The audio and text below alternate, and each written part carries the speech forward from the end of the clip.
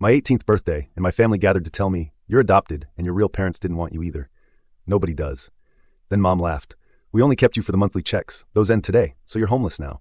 I said, "You'll regret this." My sister added, "What are you going to do, cry?" So I smiled and left. That was 5 years ago. I've been preparing for years. This morning, now they're imploding, begging, writing and calling nonstop.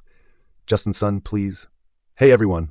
Before we dive in, I have a quick favor to ask. If you enjoy content like this, please hit the subscribe button. It's free, supports the channel, and ensures you never miss out on amazing videos. Alright, let's get started. So I don't really post on here, but I've been reading a lot of these storytime things lately, and honestly, I never thought I'd have something to share that was this nuts. I'm not even sure if this is the right place, but whatever. I just need to get this out. I'm not looking for advice or sympathy, I don't know, maybe someone will get it. If you think I'm making this up, I get it. I wouldn't believe it either if it didn't happen to me. Anyway, I'm Justin. I'm 23 now, but this all started on my 18th birthday. I guess I should start with the week before because that's when things started to feel off. Like, my mom, Kristen, kept making these weird comments about how things are going to change soon and you'll see what real life is like. She's always been kind of sharp, but this was different. My dad, Ricardo, was barely around, just sitting in the living room scrolling on his phone, not even pretending to care. My sister, Ruby, she's a year younger than me, not actually related, but I'll get to that, was acting like she just won the lottery. Walking around with this smug look, whispering with Mom, and then looking at me like I was a bug on the wall. I thought maybe they were planning some surprise or something, but not in a good way. Like, I wasn't expecting a party, but I figured maybe they'd at least do cake or whatever. I'd been saving up for months, working random gigs, and I had this plan to move out after graduation anyway, but I didn't think it would be like this. So my birthday comes, and it's just the four of us. No friends, no family, not even a text from my aunt. She always forgets, so whatever. Mom makes this dry chicken and microwaved veggies, sets the table, and we all sit down. Nobody says happy birthday. Ruby's on her phone, Dad's just eating like he's not even there. I try to make small talk, but it's like talking to a wall. After dinner, Mom says we need to talk. She's got this look like she's about to tell me I failed a test or something. She tells Ruby to put her phone down, and Dad finally looks up. I'm just sitting there waiting for the other shoe to drop. Then she just says it. "You're adopted. Your real parents didn't want you." Nobody does. She says it like she's reading the weather. I just stare at her because I honestly thought she was joking. I mean, I always kind of felt like the odd one out, but I never thought they'd just say it like that.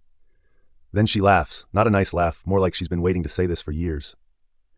She says they only kept me for the monthly checks, and those end today, so I'm basically homeless now. She says it's time for me to figure it out and be a man.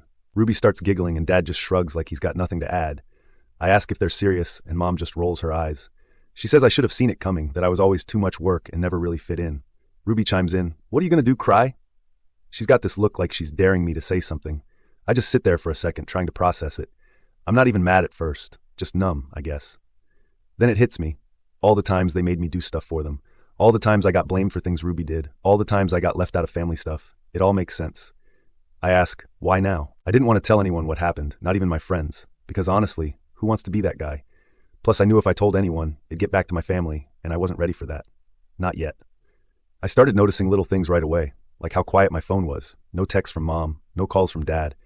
Just a couple memes from Ruby, all of them about being broke or homeless. She even sent me a screenshot of her new room setup, bragging about how much space she had now. I blocked her after that.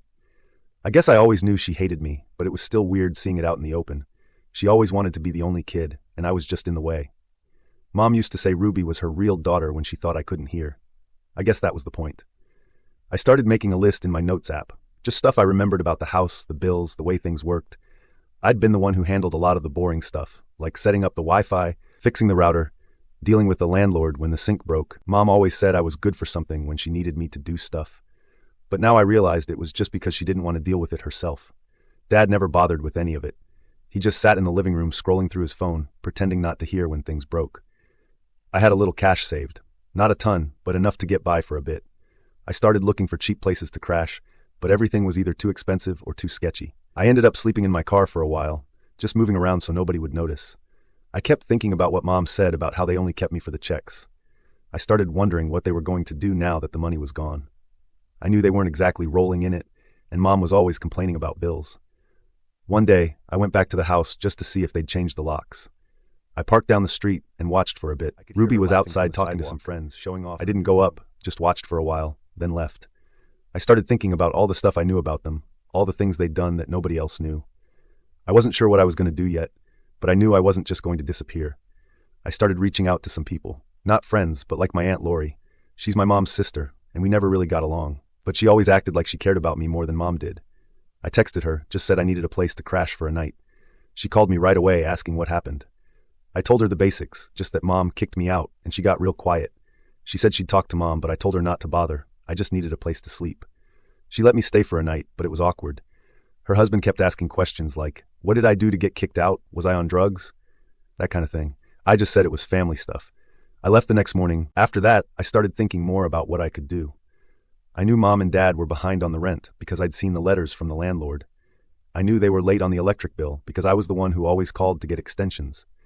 I knew Ruby was using my old laptop for school and she had no idea how to fix it if it broke. I started making a list of all the things I could mess with, all the ways I could make their lives harder. I wasn't going to do anything illegal, but I wasn't going to make it easy for them either. I started by changing the passwords on the Wi-Fi and the streaming accounts. Nothing major, just enough to annoy them. I knew Mom would freak out when she couldn't watch her shows, and Ruby would lose it if she couldn't get online. I got a bunch of angry texts from Mom asking what I did, but I just ignored her. She threatened to call the cops, but I knew she wouldn't. She never wanted anyone to know what was really going on in the house. I started getting messages from the landlord asking if I knew where Mom was. I told him I didn't live there anymore, and he just sighed.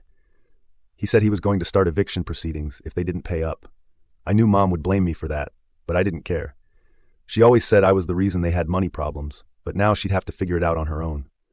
I started talking to some of the neighbors, just casual stuff. They always liked me more than Ruby because I used to help them with their Wi-Fi or fix their bikes. I didn't tell them what happened, but I could tell they knew something was up. One of them, this old guy named Frank, asked if everything was okay at home. I just said I moved out and he nodded like he understood. He said if I needed anything to let him know. I didn't take him up on it, but it was nice to hear. I started getting more texts from Mom, all of them angry at first, then more desperate. She said I was being selfish, that I was tearing the family apart. She said Ruby was struggling in school without my help and Dad was stressed out. I just ignored her. I knew she was only reaching out because she needed something, not because she cared. One night I got a call from Dad. He never called, so I almost didn't answer. He just said they needed me to come home and fix the Wi-Fi, that Ruby was failing her classes and Mom was losing it. I told him I wasn't coming back and he just hung up. No goodbye, nothing. I started thinking about all the times they made me feel like I didn't belong, all the times they blamed me for stuff that wasn't my fault. I wasn't going to let them off the hook. I started looking for more ways to make things harder for them without crossing any lines. I knew Mom was hiding money from Dad because I'd seen her stash cash in the kitchen. I knew Ruby was using my old accounts for school, so I changed the passwords. I knew Dad was behind on his car payments because he used to make me call the bank for him. I started getting messages from Ruby, all of them angry. She said I was ruining her life, that I was being petty. She said Mom was crying all the time and Dad was yelling at everyone. I just blocked her. I didn't care anymore. I started feeling more confident, like I was finally in control. I wasn't just some kid they could push around anymore. I started making plans, real plans for how I was going to get back at them. I wasn't going to do anything stupid, but I wasn't going to let them win either. The last straw was when Mom showed up at my aunt's house, banging on the door, demanding to see me. She said I was stealing from them, that I was ruining their lives.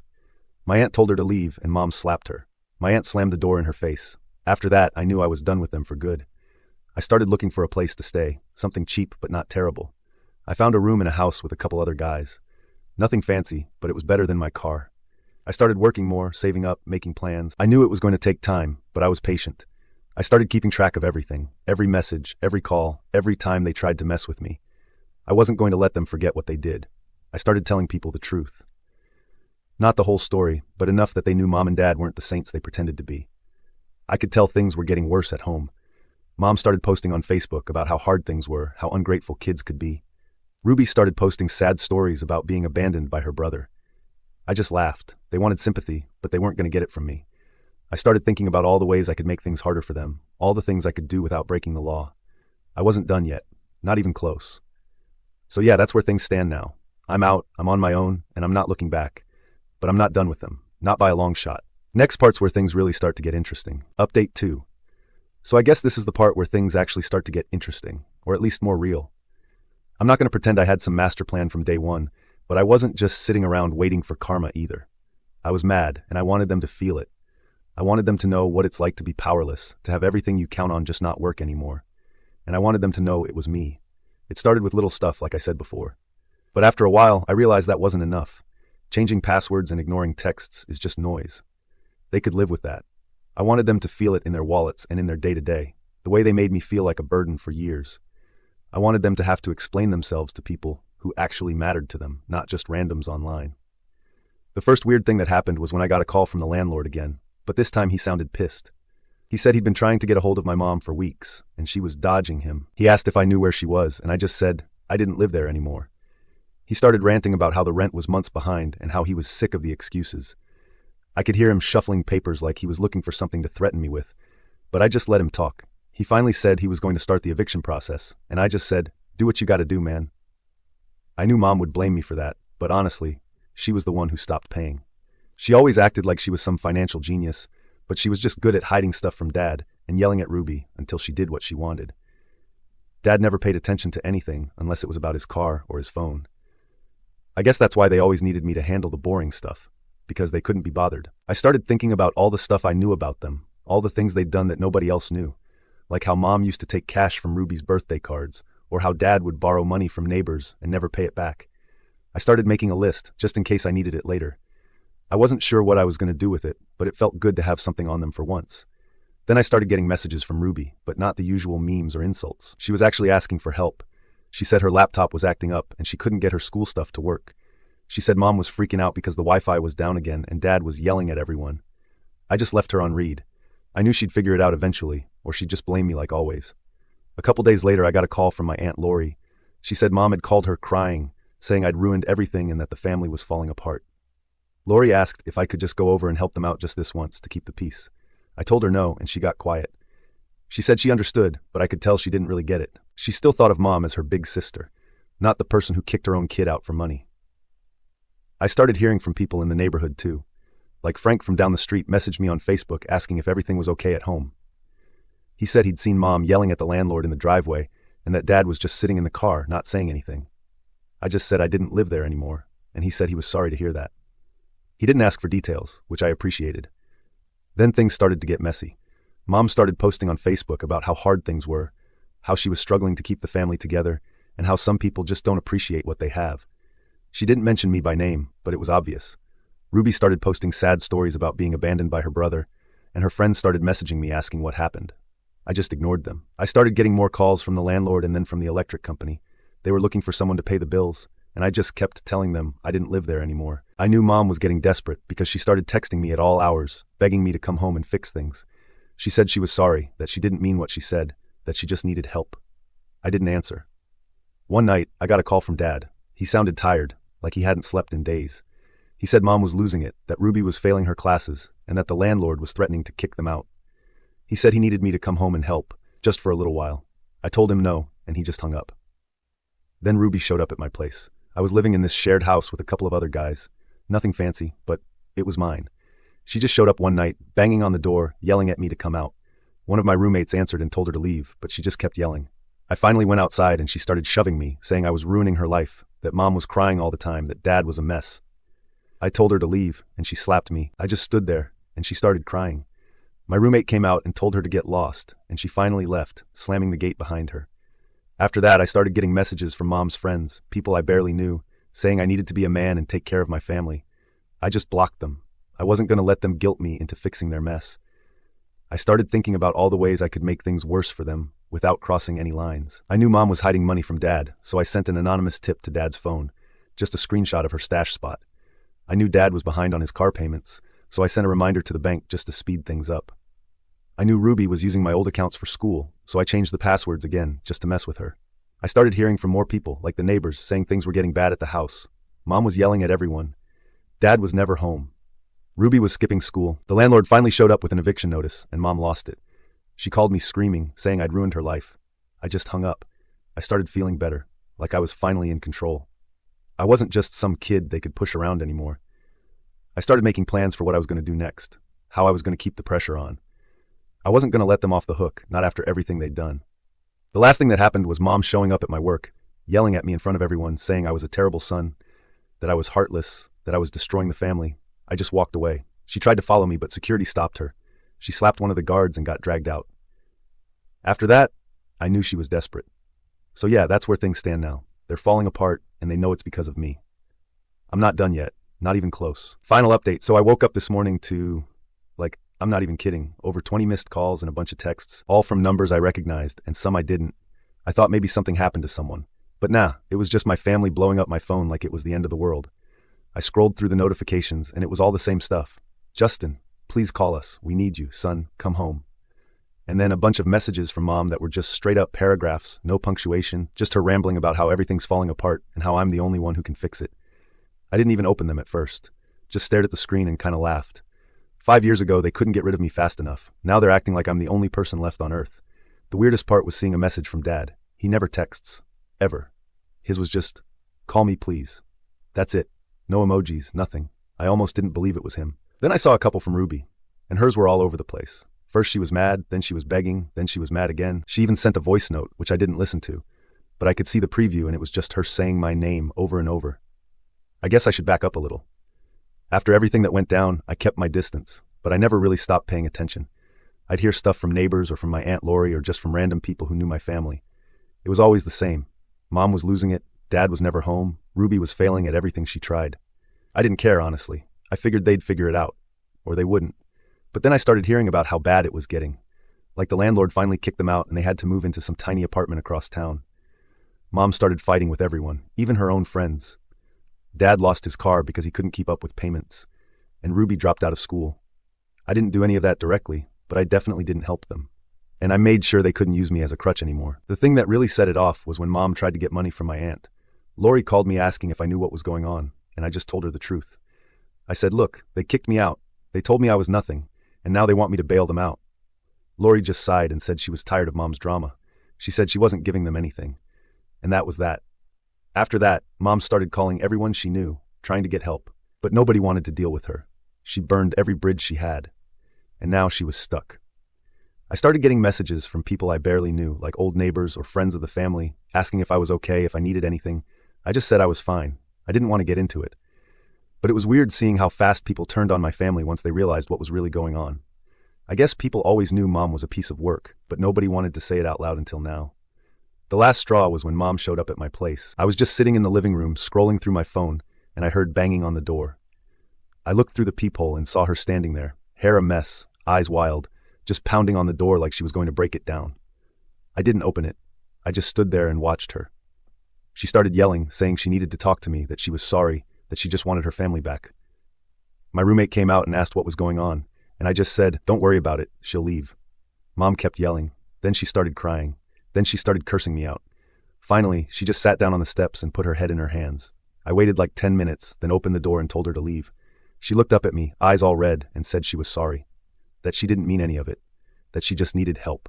I told her, you made your choice. You kicked me out. You told me I was nothing, and now you want me to fix your mess? Not happening. She tried to stand up and grab my arm, but I pulled away. She slapped me, hard, and I just stood there.